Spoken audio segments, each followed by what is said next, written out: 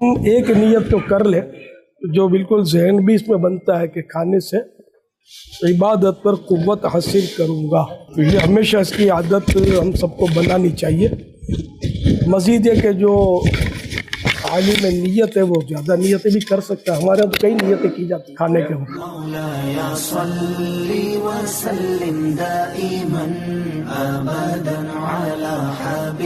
बिका खैरुल खल्क़ि कुल्लिहिम मौलाया सल्लि व सल्लिम दाइमन अबदन अला हबीबिका खैरुल खल्क़ि कुल्लिहिम। अल्हम्दुलिल्लाहिल्लज़ी अतअमना व सक़ाना व जअलना मुस्लिमीन। मौलाया सल्लि व सल्लिम दाइमन अबदन अला हबीबिका खैरुल खल्क़ि कुल्लिहिम मौलाया सल्लि व सल्लिम दाइमन अबदन अला हबीबिका खैरुल खल्क़ि कुल्लिहिम।